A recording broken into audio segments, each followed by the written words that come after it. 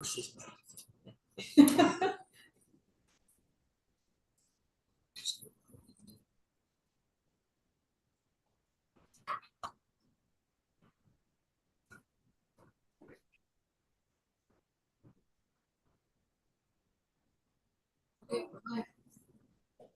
set? Well, good morning, and I'd like to take the opportunity to welcome everybody to our Tuesday, March 25th Middlesex Library Board meeting. And I'd just like to inform everybody that some is virtual and some are sitting here in the Councilor's Lounge. So good morning, everybody, and welcome. And I'm going to ask Lindsay Brock to move the acknowledgement. Lindsay? We acknowledge that the land we stand upon today is the traditional territory of the Attawandaron, Anishinaabeg, Haudenosaunee, and Lenape-Wauk peoples who have long-standing relationships to the land, water, and region of southwestern Ontario. The local First Nation communities of this area include Chippewas of the Thames First Nation, Oneida Nation of the Thames First Nation, and Munsee Delaware Nation. We acknowledge the treaties that are specific to this area: Treaty 2, McKee Purchase; Treaty 3, Between the Lakes Purchase; Treaty 6, London Township Purchase; Treaty 21, Longwoods Purchase; and Treaty 29, Huron Tract Purchase. We value the significant contributions both in the past and the present of local and regional First Nations of Turtle Island. We acknowledge historic and ongoing injustices that Indigenous peoples endure in Canada, and we affirm our commitment to honoring Indigenous voices, nations, and cultures, and to moving forward in the spirit of reconciliation and respect. Thank you. I'm going to ask some provisions for disclosure of pecuniary interest and any general nature thereof. Seeing none, we'll move to the minutes of January 14th, 2025 meeting of the Library Board. Any questions or comments with respect to those minutes? I'm going to look for a motion that the minutes of the January 14th, 2025 meeting of the Library Board be approved as presented. Moved by Brad, second by Sharon McMillan. Further comments? All in favor? It's carried. Thank you. I'll move on to item 4, which is a revision topic for the Middlesex County Library Strategic Plan Engagement Summary Report. This is presented by Lindsay Brock, Director of Library Services, CAO. Lindsay? Thank you, Mr. Chair. So this is a follow-up to the work that we've done throughout a number of previous meetings and our engagement sessions with library staff and our community survey. So if you want to go to the next slide, Rebecca. So first, just an outline of what's covered in the presentation. So our approach and key takeaways, a few highlights from the community survey, just the demographic data really, key themes and insights, a bit of a SWOT analysis, discussion of our values and priorities, and then what our next steps will be. So next slide. So our approach, the approach that we took, so we gathered input using a focus group with our library staff. That was back in November, where we had brought everyone together for our all staff day. Was really successful, where it was a really great session where we looked at the existing strategic plan and got staff input on how it was functioning and what improvements or changes could be made. And then we completed our community survey in January for just about the full month. So our focus group involved about 65 library staff, and we had 1,671 responses to our community survey, which was fantastic. We did double check that those were actual people and not bots, and I think there were only about 20 that we took away from that number that didn't seem to be actual people filling out our survey. So we were really happy with the amount of engagement that we had and the information that we have to work with.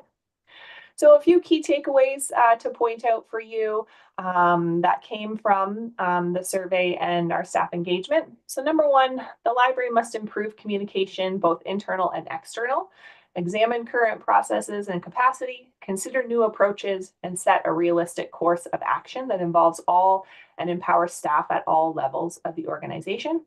Number 2, the library must be responsive to users and communities, responding to trends, local needs, and opportunities that the library is uniquely positioned to pursue. And then number three, another key takeaway, building stronger community connections will enhance the profile of the library and improve the lives of residents. Those are a few things to keep in mind as we go through the rest of our data here. So next slide.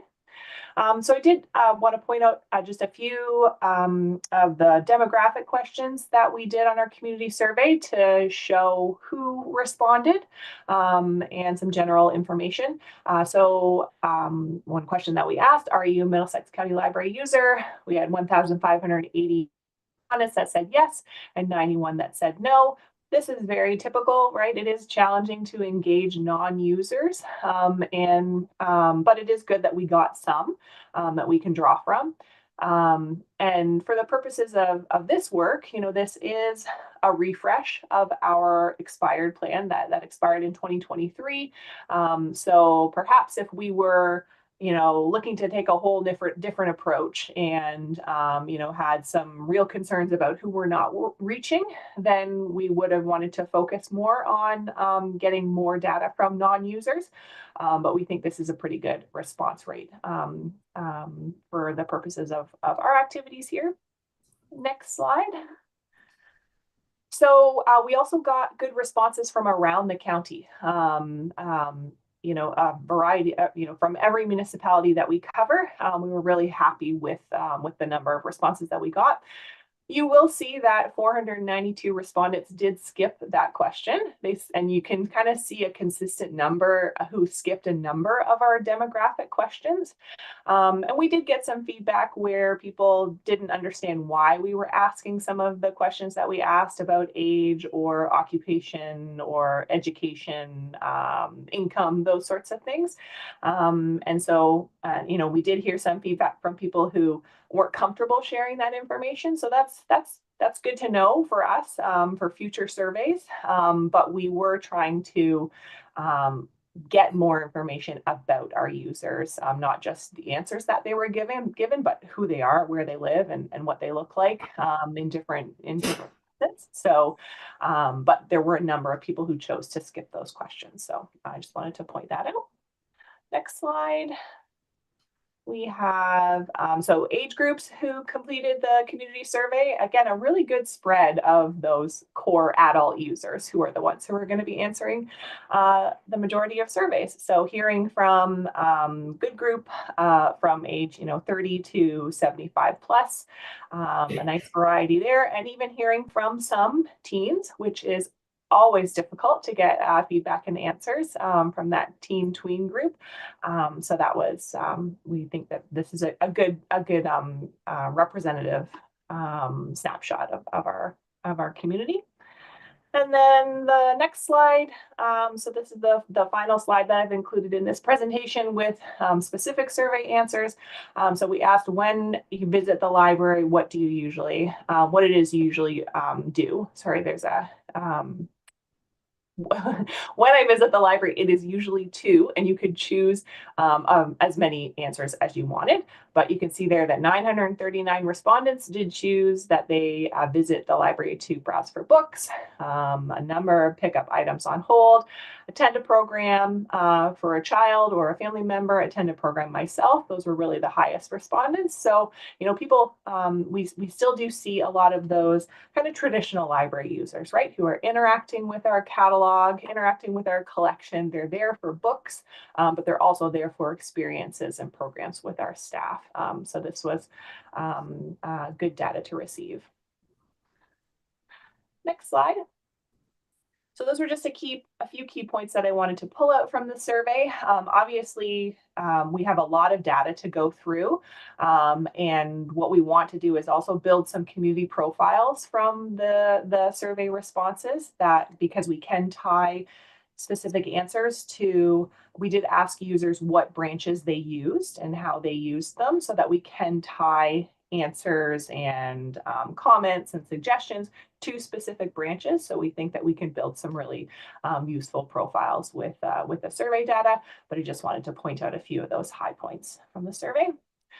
So overall, we again through our coding and analysis, preliminary coding and analysis of our data, we were able to pull together really 5 key themes or insights that we hope will provide a framework for the strategic plan update. So theme number 1, foster community connection, collaboration, and belonging. Number 2, enhance and expand communication and promotion. Number 3, address internal capacity and development. Number 4, pursue innovation. And number 5, support responsiveness. So these are key themes that we can then, analyze survey responses through and identify what we want our priorities to be for this next 5-year plan. Next slide.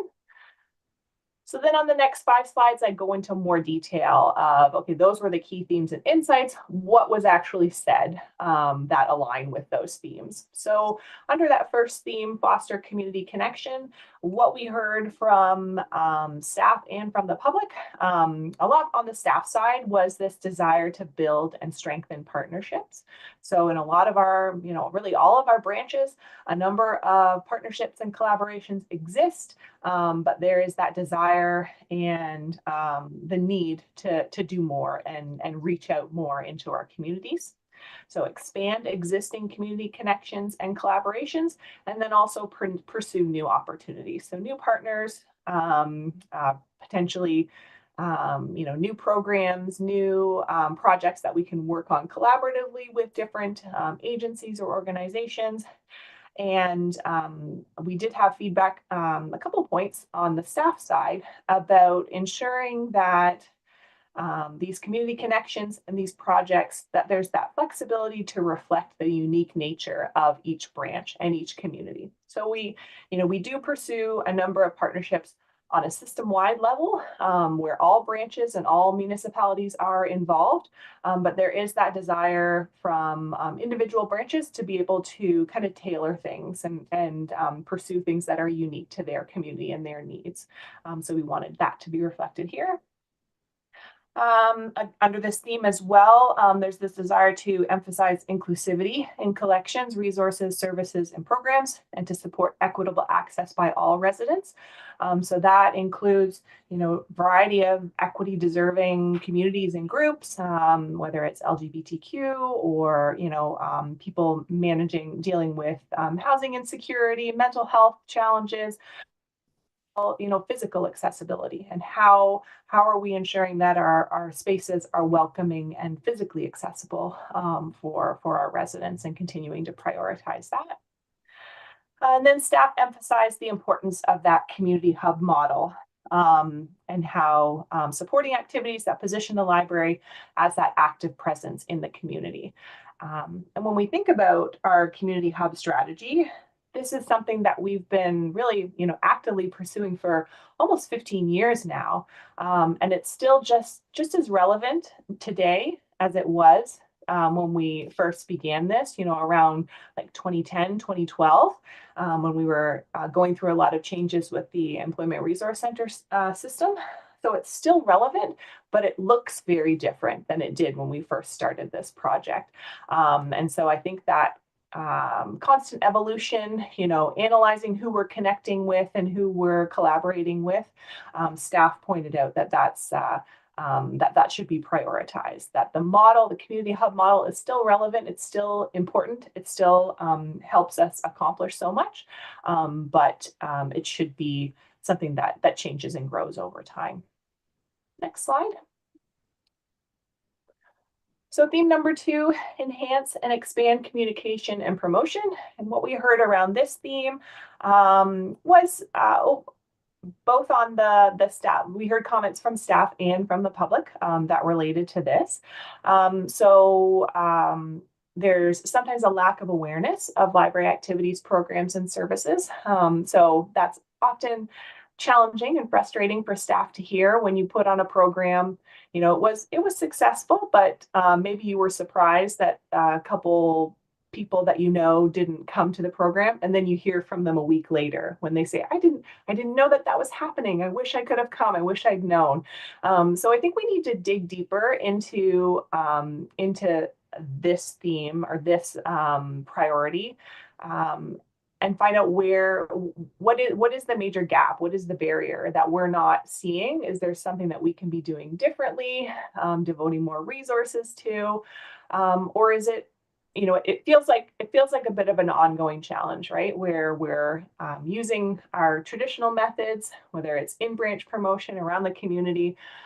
We rely on social media heavily, but I think we need to know a bit more about how people are accessing information and what they're seeing and what they're missing, to understand this lack of awareness, because we do feel like we're doing a lot, but obviously there's more to do here.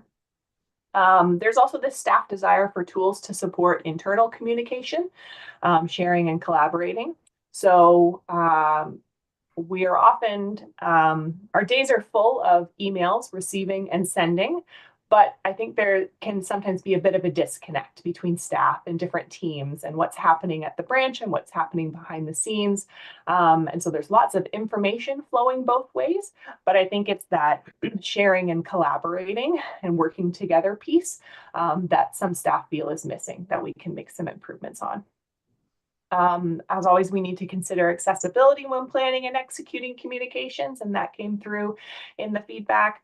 And overall, there were some comments from staff about feeling that the library is invisible, which it's hard to balance that with the level of traffic that we often see in, many of our branches. All of our branches have very busy times. But I think that sometimes we hear from people who make comments like, oh, I didn't even know there was a library in this community. Oh, this is my first time here. I've been living here for 3 years and I've never been into the library. And we take that very personally. And so when staff can start to feel like there is that communication barrier, maybe promoting the library isn't happening in the best way, or we can be doing more, they can sometimes feel invisible, even though they are so busy doing so much important work. But some feedback that we receive suggests that we need to raise the profile of the library, and maybe we need to do this in different ways. So those are the things that came out under theme 3. Next slide. Or sorry, theme 2. So theme 3, address internal capacity and development. So what we heard from staff is that strong desire to provide exceptional customer service experiences. And we also saw that on the patron side, where many people commented on the excellent service that they receive in their branches, and how much they enjoy their time at the library. But we do believe that there are opportunities to help increase the capacity or expand the capacity of our staff and of some of our support functions. So I think we talked a bit about this back in December when we went over the staff engagement responses a bit more closely. But there were, some suggestions about how we could improve or expand how system-wide staff, so support staff, work on communications, how there's the need for more support for programming, the creation of kits, more guidance, more resources to help execute some programs and services at the branch level. And then under this theme as well, the comment of addressing staff concerns that impact service delivery. So managing things like technology issues, maybe, technology is we're so dependent on it. And as soon as a computer breaks down, it's a big disruption at our branches. So how do we help manage things like that kind of are challenge the day-to-day work in the branches? And as well, planning time was another kind of pinch point that staff brought up, that so much of our time, the majority of our time, is devoted to customer service hours. So the branch being open, serving people who are coming in and out, and really making sure the business, the business side of the library runs smoothly. But there is a lot of planning and preparation that goes into running programs and offering collections that are attractive and responsive to our communities. And so there was the suggestion that there needed to be more planning time available to library staff. Next slide is theme number 4. So pursue innovation. What we heard is that library users recognize the library as a dynamic community destination. They recognize that we're always changing and trying new things and, trying to create new experiences for them. There is a community desire for more technology. Some survey respondents pointed out who has maker spaces and who doesn't, and where those could or should be added or expanded, and different things that they'd like to see in the library in terms of technology, but also innovation in terms of how we use our spaces, how we use them in different ways to meet different community needs. So there were a number of comments that kind of spoke to that tension of the variety of people that we interact with every day at the library. So those people, there are still those people who come to our spaces looking for that quiet experience, right? They're looking for that expect a library to be quiet, a place where you can browse for books, read quietly, have that quiet experience, versus the fact that so many of our branches are very busy places with children's programming and adult programming happening at different times. Perhaps some people feel that it's challenging to find that quiet experience within our spaces. So again, this points to an opportunity to look at how could we modify our spaces, or when we're thinking about incorporating a new service, how do we need to keep in mind that balance of different uses and needs for our spaces. So that was good feedback to receive. And then finally, under innovation, staff desire for more opportunities to offer innovative programs, pursue networking opportunities in the community, and modernizing processes. So thinking about different, software that could support modernizing processes or simplifying some tasks that we're doing. Staff are interested in that. And obviously, we did hear some requests for different makerspace technology or makerspaces in different areas from staff as well. So that was really helpful. And then the final theme, next slide, is support responsiveness. This first statement came from staff, encouraging active listening with our library users. So offering opportunities for feedback and ensuring that there is that follow-up. So it's, two-way communication with our patrons. So this suggests that, maybe we need to look at prioritizing this, helping staff look for those opportunities to have those active listening moments with their patrons, but thinking about what processes we need to have, like once staff get that information, what do they then do with it? What is their next step so that they feel like they're being responsive, getting answers for their patrons, and being able to follow up. So I think that this is another situation where we need to get more information from staff about what are those situations where they feel we're not being responsive, and then how can we help support more responsiveness, both from us behind the scenes staff and those working on the desk. So the library should be responsive to unique branch and community characteristics, needs, and opportunities. So I spoke to that a little bit in one of the previous slides. So just allowing staff to have that flexibility to offer programs that maybe wouldn't make sense in another community, but that are uniquely a good fit for their own branch and their own community. And also the point was made by staff that the library should reflect and respond to world events and social issues.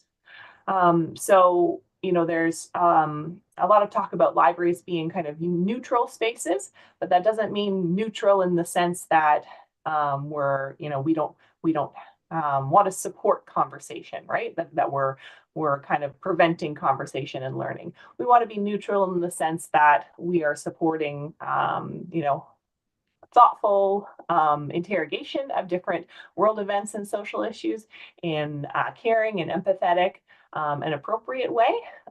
So staff wanted to kind of prioritize that and ensure that, you know, we were reflecting what's happening around us in the world. So those sort of expand on those 5 key themes and insights that we felt reflect all of the information that we received from both staff engagement and from our survey. And then the next slide there, we did want to show you a bit of a SWOT analysis. So we looked at our strengths, weaknesses, opportunities, and threats. So looking at strengths, we know we have highly committed staff with knowledge and passion for library service, very engaged and friendly. And we heard a number of, that was very strong in the feedback that we got from the community survey, all of the positive interactions that people have with library staff. Another strength is our community hub model, like I was talking about. So supporting free and equitable access to a variety of community services in a welcoming space. And then that also connects to availability of on-site community services like Service Canada, as well as our community navigators, of course, who have really, really enhanced our community hub system. Another strength is high quality collections and digital resources.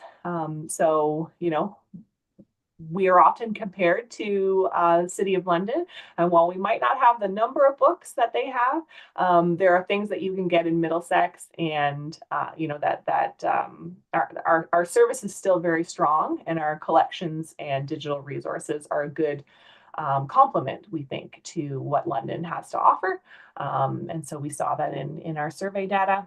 And then another strength, access to technology and tech support. So having knowledgeable staff able to help people when they have problems with their devices. And then those technology experiences that people can have in our spaces, those were identified as strengths.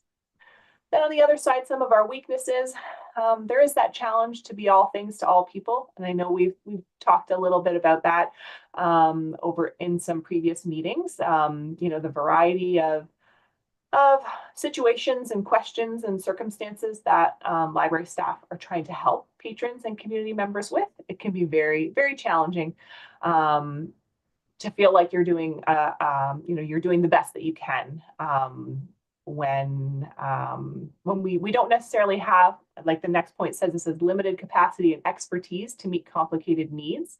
So we do make sure that staff have, you know, a base level of training and understanding of different challenges and service providers and organizations and places that we can refer people to. But it still is that challenge that any situation can kind of present itself at the desk that goes far beyond what would be considered traditional library services. Staff hours focus on customer service. I mentioned that previously. So we do experience, you know, kind of limited time for planning, kind of that off the desk work, outreach. So going out and making connections with community organizations and agencies, training and learning. So a challenge or a weakness would be finding that balance between customer service hours and the hours for everything else. Something that we heard from the public was, as a weakness, was multiple platforms and systems for digital resources and online services. So having too many apps that they have to learn and understand and use in order to access our collections, use our website, access different services. So there can be a real steep learning curve for the public. So that's something that staff have to manage when they try to teach people how to use a new platform at the branch. But then that's a weakness in that customer service experience, which is definitely challenging to address. And then limited space and amenities at some locations. So we have branches of all sizes around the county, some, you know, very large to very small, and we can't offer everything and do everything out of every space. And that's a reality. And, you know, as can be seen as a weakness or a challenge that we have to face. Going down to opportunities. So we have the opportunity to expand training and development to support exceptional service delivery. Opportunities around enhancing communication, So creating those opportunities for staff to share ideas, collaborate, and looking at, what opportunities do we have around promoting and communicating about our programs and services more effectively. Expanding technology available for use and experimentation. So this is definitely an opportunity because we have staff who are so interested in technology and so committed to it. We're always looking for the next big thing that we want to introduce to our branches. So there's that opportunity. Offering existing successful programs at more branches. So this came from both the public and staff. So there is that opportunity to, it's something that we do encourage and try to support as much as we can. When a really successful program is running at one branch, we might have the supervisor present at a supervisor's meeting and try and get the information out there and make it easier for another branch to take that program and run with it themselves. But I think what we're hearing from staff and the public is that, maybe there needs to be a different approach so that we are kind of spreading the benefits of those really successful programs to more branches. And then we think there's the opportunity to collaborate with local municipalities and service groups to help fill programming gaps. We know that really all of our local municipalities are, have significant recreation programs. We never want to duplicate or be in competition. We want to be able to support those programs and look for those opportunities where we can help, where we might have some unique training or skill that we can help support their efforts and look for those programming gaps that the library is uniquely positioned to fill. And then a few threats to identify. So that lack of awareness or understanding about library services that I spoke to at the beginning. There are people out there who don't know what libraries can do for them. And so that's an ongoing threat or concern. Limited provincial funding opportunities specifically for libraries. So we've talked about this before with our operating grant having been frozen for many years. Even 15 years ago, there were different pots of money for specifically for libraries to pursue different technology initiatives. We had provincial digital resources platform. We had virtual reference service. I know we used some library specific funding to buy our first laser cutter there probably about 10 years ago. And that funding doesn't exist now. Obviously, there are a lot of efforts in lobbying and lots of discussions that are happening at the provincial level to encourage that type of funding to be created again because it is so impactful. But that's what we're currently experiencing right now. Another threat would be staff attrition. I think we felt this, during over the past few years coming out of the pandemic, where we saw some more significant staff turnover. We do rely on primarily part-time staff, which can be challenging. Some part-time staff, those positions work for their lives and it's where they want to be. Other staff may be in, looking for part-time work until they transition to a full-time job elsewhere. And that's just our reality. But it can be challenging for staff to build relationships and trust with patrons and partners if there's too much turnover. So that's a threat that we heard about. And then, of course, a big unknown is the potential challenges related to the pending tariff situation. So what impact this will have on the library budget isn't clear to us at this time. How it will impact the cost of books. And so many of our platforms are all American owned. There just isn't a Canadian equivalent offered for a number of the things that we subscribe to. So there's the threat of those challenges, as well as the impact on our community members. So, how these tariffs are going to impact employment, cost of living, and just the overall anxiety about the unknown that we're all, I think, struggling with. We will definitely feel that in our branches. So that's a quick SWOT analysis that I wanted to bring to your attention. Next slide.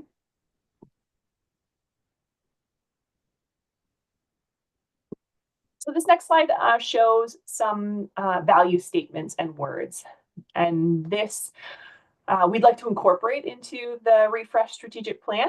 It's not something that we have in the current plan. So this would be language or themes that we want reflected in our statements and objectives.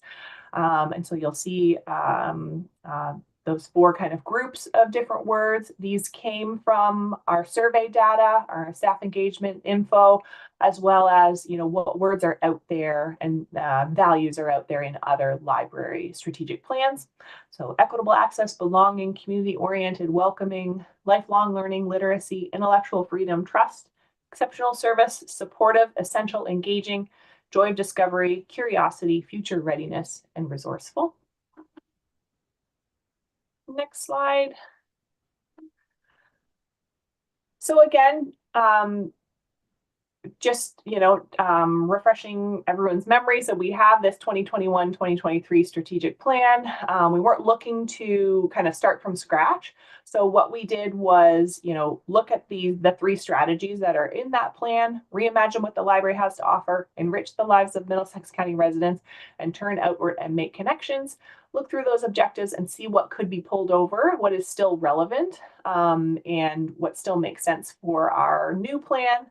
To ensure that there is that continuity between the 2 plans. So that's what our previous strategic plan focused on. And then the next slide shows what we are proposing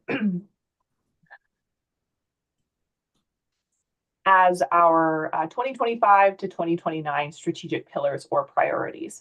So again, what I showed you was 5 kind of, overall like broader themes and the survey and staff engagement data that aligns with those themes.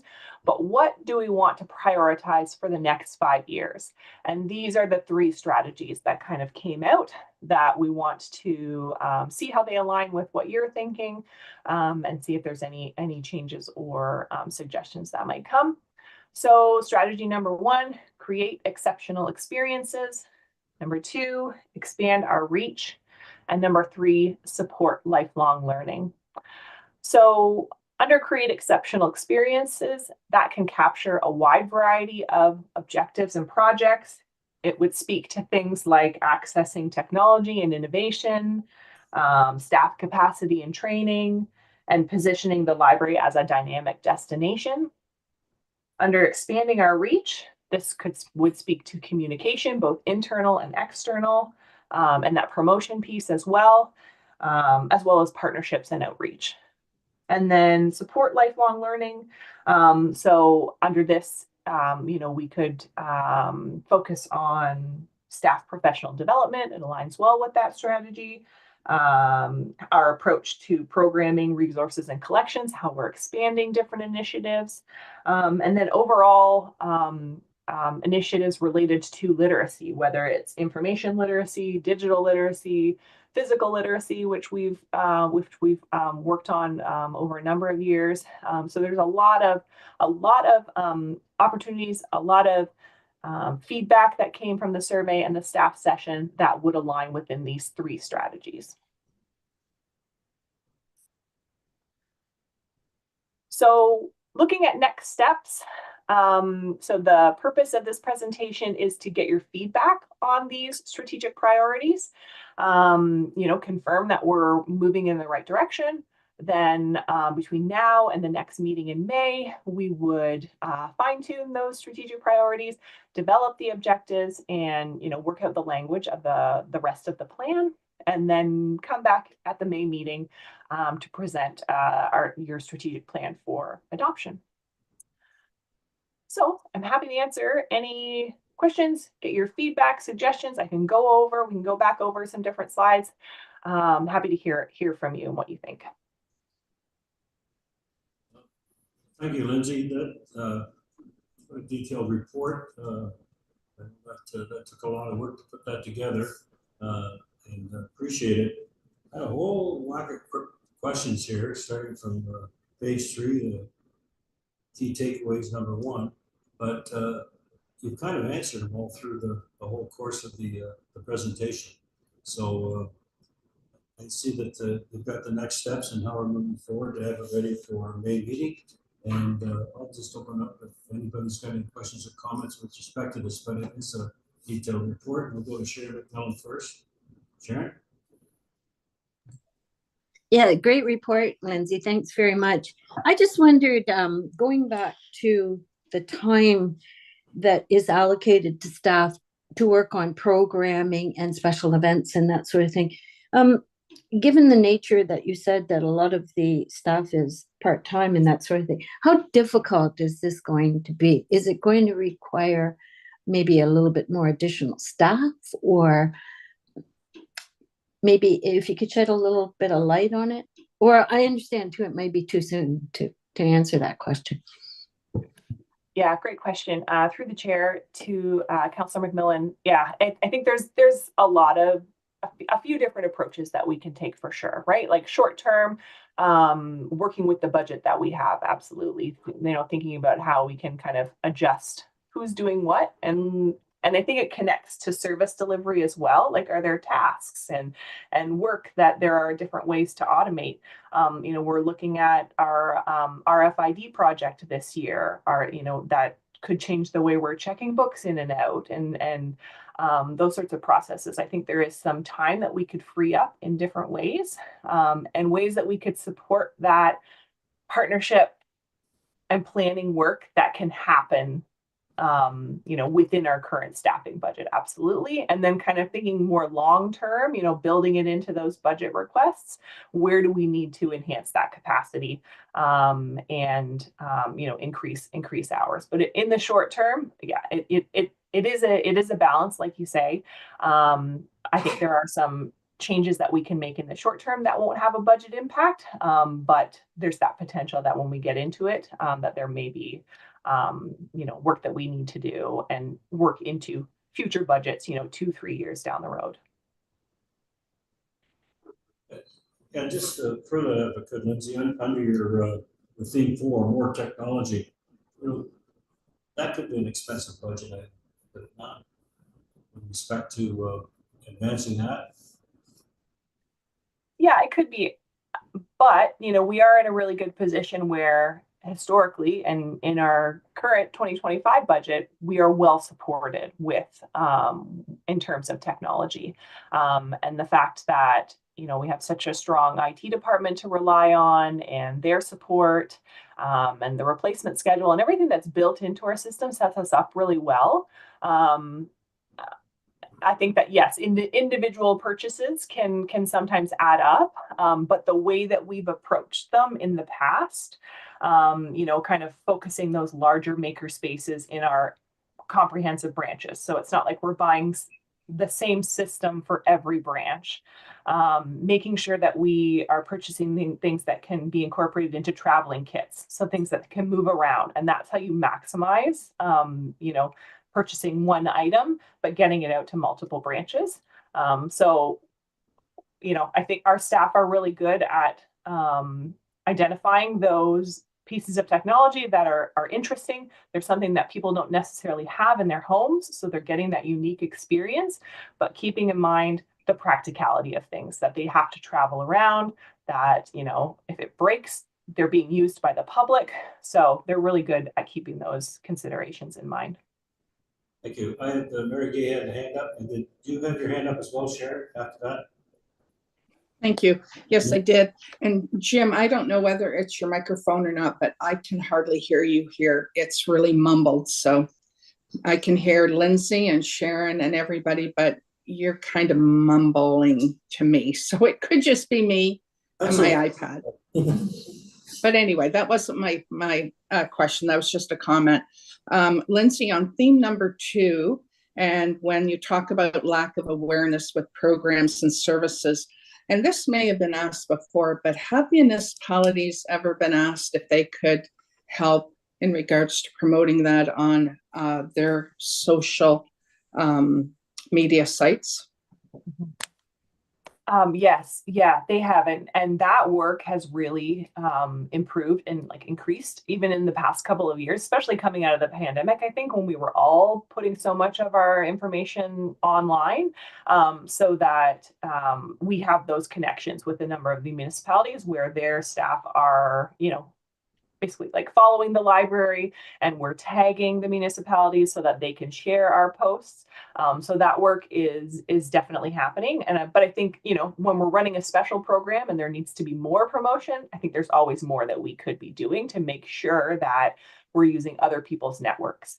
And that could also, I think that can also expand to other community partners and how we're each benefiting from each other's networks. Thank you, Lindsay. Can you hear me better now, Mary Gay?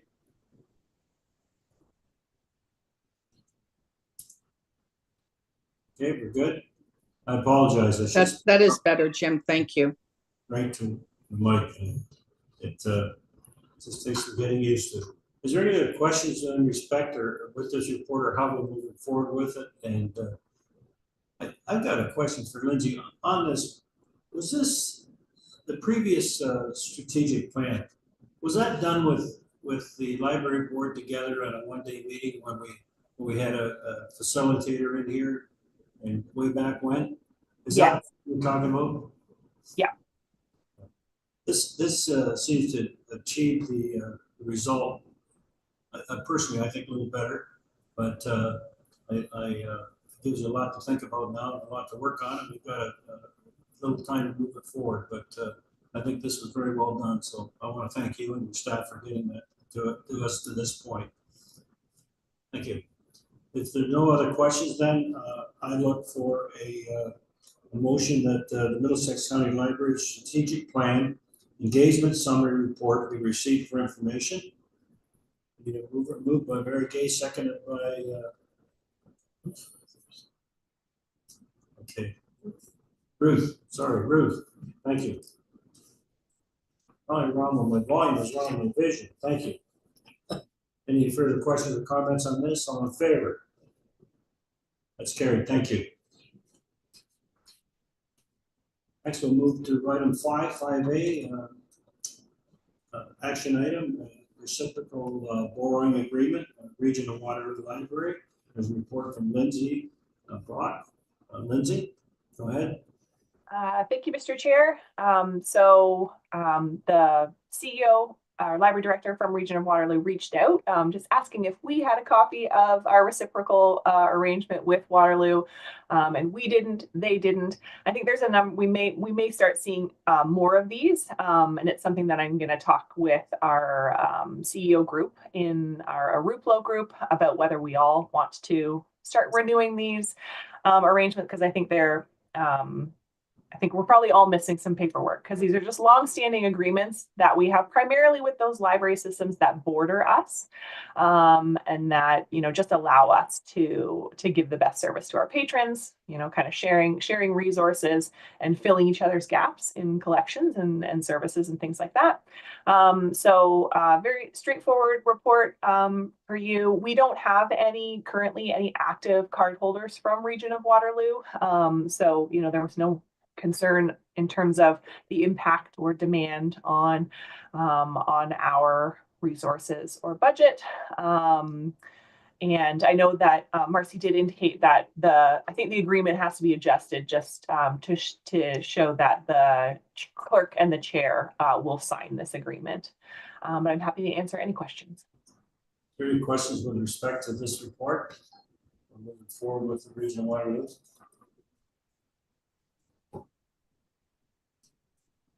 Then, seeing none, then I look for a motion that the reciprocal borrowing agreement, Regional Waterloo Library report be received for information, and that a bylaw be forwarded to the March 25th meeting, 2025 meeting, the library board meeting, to authorize the approval of the letter of the agreement with the Regional Waterloo Library, and authorize the chair and secretary to execute the library, the letter of agreement. The chair and the secretary. It actually can, Lindsay, it can stay the CEO. I just mixed up my bylaws there, so it will be to authorize the chair and the CEO. Okay, We're see. good with what's on the agenda is what will be passed. Okay. Is there any questions about that? Then I look for a mover and seconder, moved by Brad, seconded by Ruth. For the comments, all in favor? That's carried. Thank you. Response to information items. I'll go through these. If anybody's got any questions with them, I'll try to pause so you can ask them with respect to it. There's six correspondence and information items. 6A, system internet 2025 back to 2024. And 6B, system circulation 2025 back to 2024. And 6C, library activity report. Lindsay, you want to comment on this, please? Yep, just a few things to point out. So back in February, I did present to Middlesex Center Council. They just wanted an update on library services, and I focused mostly on their branches and programs and services that we're offering there. Transit survey, we've helped promote that to support the county transit strategy, and a branch supervisor participated in the a focus group session where we were able to share information about the bus pass lending program that's going on. That's super popular in Ilderton. That's probably where it's seeing the highest use, but it's going really well. People really appreciate it. We're getting people scheduled for nonviolent crisis intervention training. So this is de-escalation training to support staff safety and being able to manage different situations on the desk. You know, it's unfortunately one of those trainings that kind of lapsed following the pandemic, but Bettina Weber is our facilitator. She's been retrained, so we're getting all staff signed up to complete that this year. Very busy March break. What was that, 2 weeks ago now? Lots of people in the branches, lots of great activities happening, and I included a few examples of some of the programming. I wanted to point out in Strathroy, they're offering birding backpacks that are available to borrow from the library. So that was supported using funds from one of their book sales. So those are kits that can be borrowed for 7 days. They have to be picked up and returned back to the Strathroy Library. Seed Library program is starting back up because it's spring now. Everybody will be excited as long as it stops snowing to get their seeds started for the summer. And a couple early on programs there to highlight. And one program that I missed putting in here, I'm going to send you an email, but we have a repair cafe program that's going to be running at the Dorchester Library on April 30th from 6 to 8 p.m. And it's we've organized it with a couple community members. Shauna Ray has been a guiding force in this, and it's a collaboration with a couple service groups, the Kinsmen, I think, and I'm forgetting the other group. Sharon might be able to chime in. The IODE is involved as well. Yes, great program. Yeah. So really appreciate the community support. So funds will go towards an organization from the city that comes out and runs this repair cafe program. So what you do is you register through like a registration link. You indicate what you need repaired, and then that tells the organization what kind of fixer they need to get. So they have a team of volunteers with a variety of expertise. So they make sure that they have the right volunteers lined up to come out to the library, Dorchester Library, on April 30th to match what people need fixed. And it could be something, you need a hem on a pair of pants, or you have a light that isn't working, or a toaster, or something maybe more complicated. But we're really excited to run. This is the first big repair cafe program that we've attempted. City of London has run a few over the past year that have been really successful. And what we've heard is kind of one of the side benefits is that it's really about community building as well. So you're waiting for your turn to meet with a volunteer to get your whatever you've brought in fixed, and you're chatting and you're sharing. And it's that kind of opportunity to meet new people. So I'll be sending out that poster to all of you. And I'll be there on the 30th, but we're going to be promoting this a little bit extra to get the word out. Thank you. Is there any questions on Lindsay's report? Mary Gay? Yes, thank you, Jim. Lindsay, when you talk about the nonviolent crisis intervention training, and I do believe it's necessary, I'm wondering if board members might be able to sit in on one of those sessions, even a half-day session. Is that something that could happen? Yep, I will. I'll talk to Bettina about that and figure out what days, and I'll let you know. That's a great idea. Okay, thank you very much. Any further questions on that report? Okay, then we'll move on to 6D, Lucan Library broadens community engagement. And that's from the Middlesex banner, January 8, 2025. 6E is the Shadow War on Librarians, the CBC, February 7, 2025. 6F, White Hots, tariff update. And 6G is early on calendar March. 6H is Municipality Day 2025, and we see that's the 76th annual. Notice of that. 6I is Toronto Star article would be censors, say books, kids, it's so wrong, with March 16, 2025. Is there any questions with any of the correspondence or news items? And if not, I look at item 6A and 6I be received for information by Brad and seconded by Ward. Any further comments? All in favor? That's carried. Thank you. Any inquiries? Are there any inquiries? Seeing none, then we move to new business. 6A, our next meetings is Tuesday, May 27th, and Tuesday, June 24th, and then on the follow-up meeting, Tuesday, September 23rd, 2025. Questions, we'll move to the bylaws. Bylaw 6A is bylaw number 46, the bylaw we authorize a reciprocal borrowing agreement with the Region of Waterloo Library.